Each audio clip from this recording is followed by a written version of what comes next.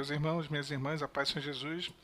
Nesse vídeo eu gostaria de falar um pouquinho sobre um assunto que foi sugerido até por uma irmã nossa. A nossa irmã colocou lá no vídeo de sugestões, onde coloca ali pedindo para os irmãos colocar sugestão sobre vídeos que os irmãos gostariam que eu gravasse.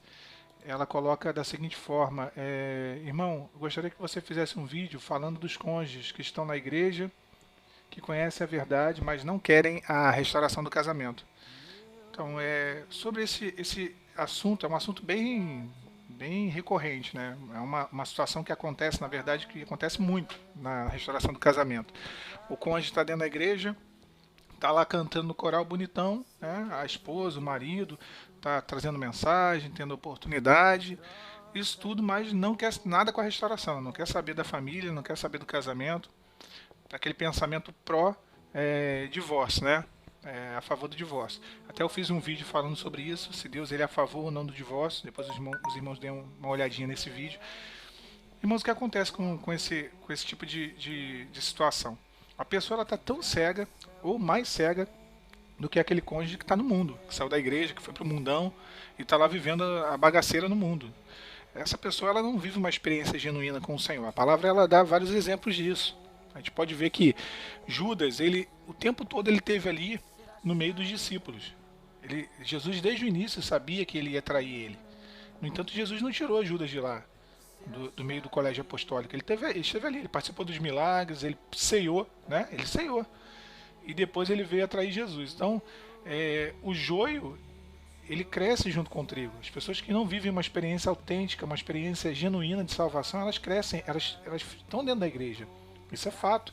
Jesus ele disse: a luz que há em ti são trevas, quão grande trevas tu tem? Quer dizer, olha que luz. A luz que há em ti são trevas, né? Não é luz, são trevas. Existe muito isso, né? Eu lembro de uma colocação até que de uma situação que aconteceu na minha igreja, em que o coral da minha igreja só vivia brigando. Era briga direto, e aí o dirigente foi chamado para reunião com o pastor. Eu estava nessa reunião, que era o grupo dos varões ali responsável pela igreja. E o pastor perguntou, como está o coral? E aí o companheiro usou uma expressão bem engraçada, a gente riu na hora e falou assim: é uma comunhão desgraçada. Então, assim, de fato, existem pessoas que estão dentro da igreja, mas não tem comunhão. É uma comunhão que desgraçada, não tem graça nenhuma na comunhão da pessoa. A pessoa está ali por uma questão social, porque não tem para onde ir. Né? E a palavra ela fala sobre isso muito claramente. Né? A palavra ela fala em Mateus capítulo 22, versículo 29, Jesus disse o seguinte: errais não conhecendo as escrituras e nem o poder de Deus. Ou seja, não conhece as escrituras, esse é o primeiro ponto, porque a escritura ela é contra o divórcio, né? Ela é contra a dissolução da família e do casamento. Deus não é Deus de segundo casamento, ele é Deus de restauração e não Deus de substituição. Então a pessoa, primeiro que ela erra não conhecendo as escrituras. E também erra não conhecendo o poder de Deus. E isso a gente pode aplicar tanto à pessoa quanto até aos pastores dessas igrejas, que às vezes permitem, que às vezes dão a oportunidade, que às vezes conduzem o assunto como se fosse absolutamente normal. A gente sabe disso, isso é muito comum. O cônjuge está lá, não, isso aí, deixa ele lá, segue a vida, parte para outra, Deus vai te dar outra pessoa, Deus vai substituir esse teu casamento. Isso não existe. Existem dois erros básicos aí na escritura, nessa situação, e a escritura mostra isso, as escrituras, em Mateus 22, 29. Não conhece a palavra, aquilo que a palavra não dá margem para isso, e eu explico isso naquele outro vídeo, né, que Deus não dá margem para divórcio, segundo o casamento, e não conhece o poder de Deus de transformar uma situação de casamento onde que acabou-se o vinho, e Deus ele pode transformar a água em vinho. Ele pode transformar aonde acabou o sentimento, a cumplicidade, o carinho, ele pode transformar isso tudo. Ele pode restaurar um casamento e uma família. Então, esse é o problema, não se conhece nem a escritura nem o poder de Deus. Né? Então, é muito comum isso aí acontecer. Outra coisa também, um outro texto também, é o texto de Mateus 7, capítulo 22, capítulo 7, versículo 22 e versículo 23. Jesus diz o seguinte: muitos dirão naquele dia: Senhor, Senhor, nós profetizamos em teu nome, expulsamos demônios, realizamos muitos milagres. E Jesus lhes dirá claramente, o Senhor dirá claramente: nunca os vi, afastem-se de mim, vós que praticais o mal. Então, assim, a pessoa tá no dia do juízo final, ela vai dizer, né? Muitos dirão: olha, eu preguei, eu cantei louvor, eu profetizei, em teu nome realizei milagres. Isso tudo vai ser dito, mas o Senhor lhe dirá: eu não vos conheço, afastem-se de mim. Irmãos, a gente tem que fazer uma distinção entre duas coisas: instrumentalidade e intimidade. São duas coisas bem diferentes. A instrumentalidade, imaginem uma árvore. A parte de cima da árvore, que é o que? O tronco, as folhas, os galhos, os frutos, isso tudo é instrumentalidade. Que é a pessoa que toca, que prega, a pessoa que tem oportunidade na igreja, a pessoa que está lá tem os seus serviços, as suas funções, isso aí é a parte de cima da árvore. A intimidade é aquilo que está abaixo da terra, é a raiz, é a tua vida com Deus. Essa parte da instrumentalidade, ela pode estar linda e a raiz está toda podre. A intimidade da pessoa com Deus está toda destruída. Eu mesmo no vídeo do meu deserto 1 e o meu deserto 2, eu relato isso. Eu falo isso sobre mim mesmo, o que estava acontecendo comigo. Às vezes está tudo bem lá na igreja, tudo bonitinho, tudo muito certo, mas em casa um testemunho, uma coisa terrível, ou a pessoa no coração dela, que é o caso desses cônjuges que estão dentro da igreja, cantando, pregando, fazendo as coisas, mas o coração todo apodrecido, cheio de rancor, cheio de ressentimento, cheio de mágoa, não libera o perdão. É isso. O texto é muito claro. Então, por isso que essas pessoas, no grande dia do juízo final, o Senhor ele não reconhecerá.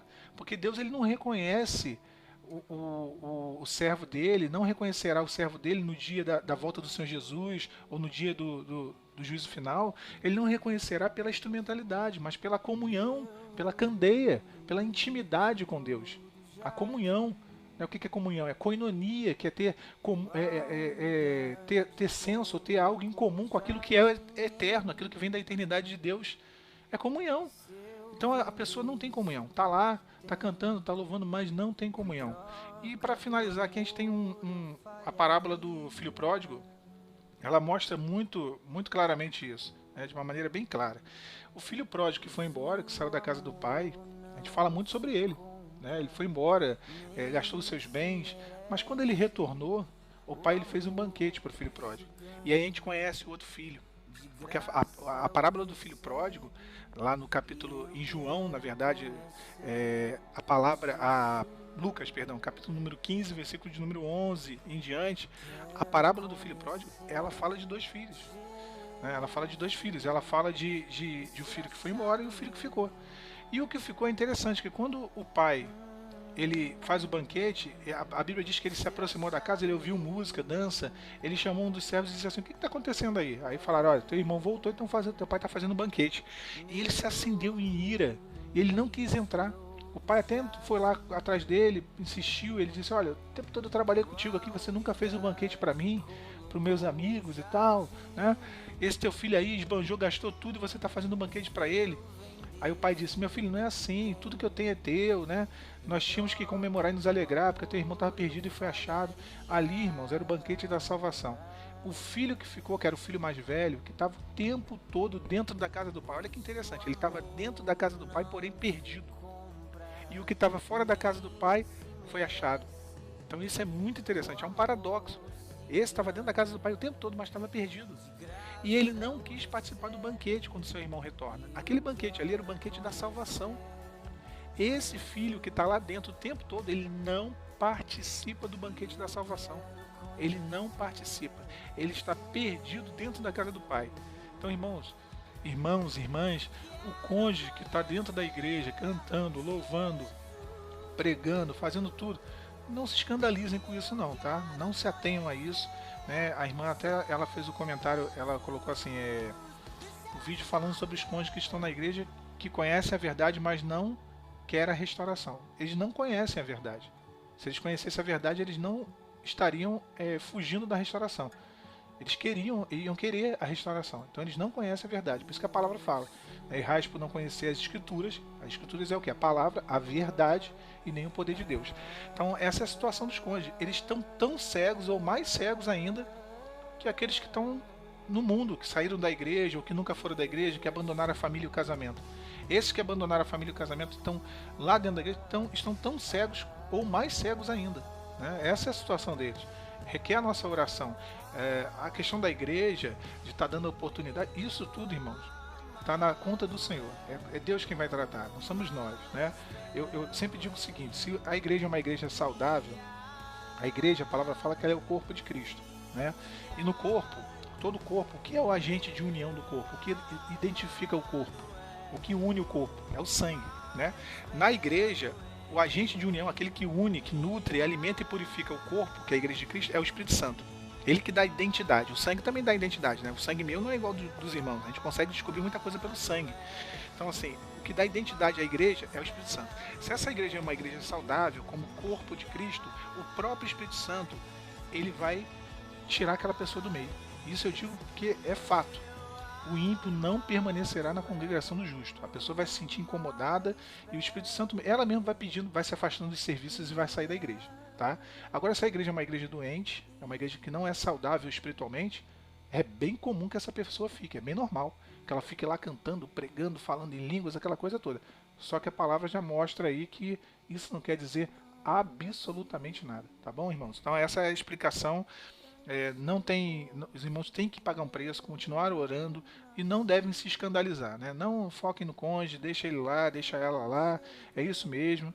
Deus, se ele tiver que trazer um pregador de fora, ele vai trazer, as igrejas que têm a oportunidade de trazer pessoas de fora, e Deus vai falar, Deus ele vai fazer a obra do jeito que ele quer. Então, deixa lá, isso é natural, tá? É normal. Essa incoerência de a pessoa não querer a restauração, mas estar lá na igreja, isso é normal. Então, amados, só para a gente fechar essa mensagem, eu vou deixar os dois últimos versículos aqui. O texto de 1 Pedro, capítulo 3, versículo 7, ele fala que quando o cônjuge está com problema com o outro, os dois estão brigados e há problema no convívio dos dois, que as orações elas ficam impedidas ou interrompidas em outras traduções. Ou seja, não está adiantando de nada, está orando, mas a oração não está servindo para nada. A oração do cônjuge que está com problema com o outro, com o marido ou com a esposa, e está lá dentro da igreja cantando, louvando, não serve para absolutamente nada. A oração fica interrompida, não chega no céu, fica impedida, bate no teto da igreja e volta para ele, cai no colo dele, ele que não está enxergando. Então é o texto de 1 Pedro 3,7. E um outro versículo que também é muito claro, 1 João, capítulo 4, versículo 20, que diz: se alguém diz, eu amo a Deus e odeio seu irmão, é mentiroso. Pois quem não ama a seu irmão que vê, como pode amar a Deus que não vê? Pronto, está bem claro, né? Como que a pessoa diz que ama a Deus, está lá cheio de amor por Deus, cantando, louvando, dando testemunho, e não ama o seu próprio irmão? E ainda pior, que é o seu esposo, que é a sua esposa, que ele vê, o qual ele casou, o qual ele constituiu uma família. Então, está bem claro, a palavra ela vai totalmente contra essa situação, tá? Fica os irmãos aí com essa palavra e com a paz do Senhor Jesus.